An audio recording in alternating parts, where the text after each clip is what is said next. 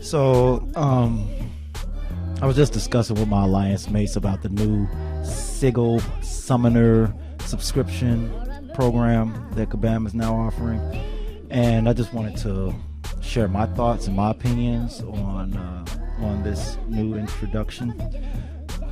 We all have to kind of realize that Kabam is a market, and this is a great game.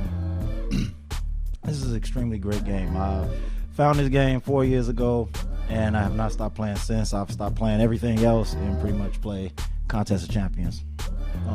One thing you have to realize about Contest of Champions, it's a free-to-play game. So that means if everybody plays for free, the game company, the developers, they have no money in order to continue to put out content. They have to create some form of revenue. They have to have some kind of cash flow in order to pay developers, to pay designers, to pay artists and things like that, to keep the game looking great, to keep it fresh, to keep it new, and also to allow new players to be able to join the game and not feel so left behind in the process. One thing you have to realize with this game is that there is no ceiling. You can, if you're not at the top, you'll never be at the top. The only people that compete to be the top are the people who are already at the top, and 99% of the players will never be at the top. Period. Like, regardless of how much money you spend, how long you grind, how much arena you play, if you're not at the top, you just will never be there. So with this introduction of the Sigil, Sigil Summoner subscription-based service, you just have to realize this is something just to help people move a little faster through the game, maybe so that they feel like they have a better opportunity to get things a lot quicker, and that's all it boils down to. Whether you're free to play, you can still enjoy the game free to play. This does not prevent you from enjoying any aspects of the normal game. The introduction of new quests and things like that probably won't appeal to people as much if you don't spend that much time playing the game anyway. There are some things in here that people would like to see being offered just as a regular part of the game, like the increased inventory or the gold realm, so to speak.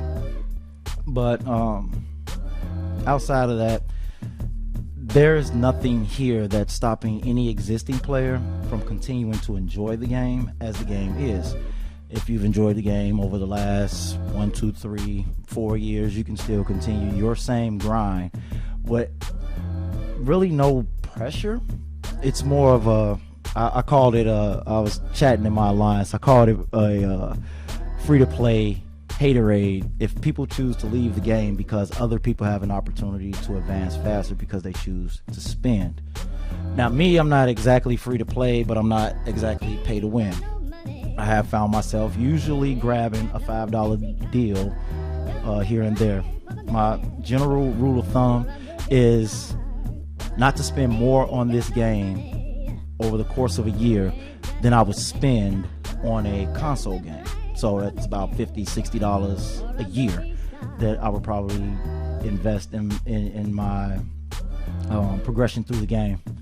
So me as a summoner, me as a player of the game, I find myself having some roadblocks right now. I'm stuck on Mr. Sinister in 6.2 because I just don't have a champion to go into the fight and be able to do a significant amount of damage.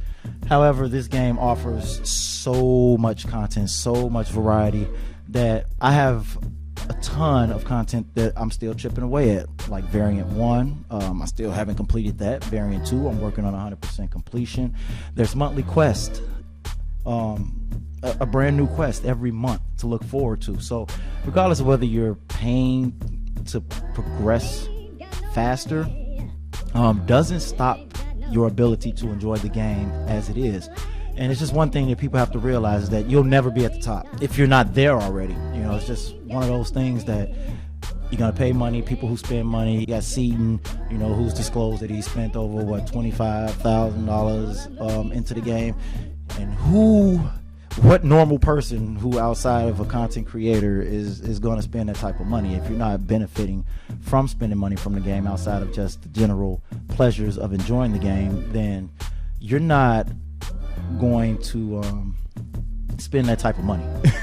Let's be honest. And to spend $25,000 on a mobile video game is insane. But if you are capitalizing off of that, then it makes sense.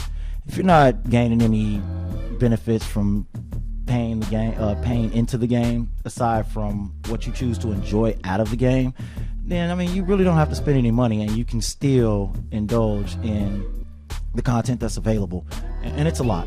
It's a lot of content. You got war, you got AQ, you got monthly event quest, you got the variants, and you have story mode. So, if you're not 100% on everything, Realm of Legends, LOL, Act 6, if you're not 100% completed on all of this content, then you still have a lot of game to explore, enjoy, and receive pleasure from, and you don't have to buy into this $10 deal. And the only thing that's going to do is just put people up into a different bracket.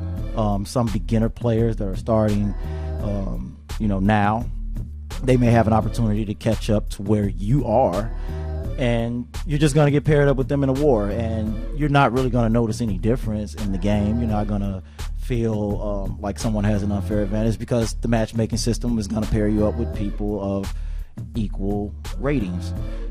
So like I said, if you choose to quit the game because somebody has an opportunity to progress faster, just know it's kind of illogical. I think a lot of people who feel like they want to quit the game just generally bored with the game and have maybe contemplated on quitting the game to begin with. So with that in mind, just no, you'll never be the top player. You play the game to enjoy it. You don't have to spend on it, and you can still enjoy the game. You don't have to purchase a subscription to continue to enjoy the content that's available. So play the game, enjoy the game. Don't worry about other people's progression. Don't worry about keeping up with the Joneses. When you start thinking like that, like, oh, I'll never catch up, or I'll always be behind, well, you'll always be behind regardless. It's going to be somebody out there who grinds arena 15 hours a day. Some 15-year-old or maybe 18, 19-year-old kid who's out of school, who's not doing much with their time, working maybe a part-time job, sleeping 5 hours a day, and playing arena the rest of the time with their life. It's probably going to pass you up. I once ran an alliance, and I brought in a brand new guy, and he had so much time on his hands to play arena that he surpassed me like within a couple of months. And this is just from playing arena. So opportunities to grow within the game exist without paying money. Don't feel like you have to keep up with everybody, and just enjoy the game. When you start worrying about what everybody else is doing, then that takes away your enjoyment of the game.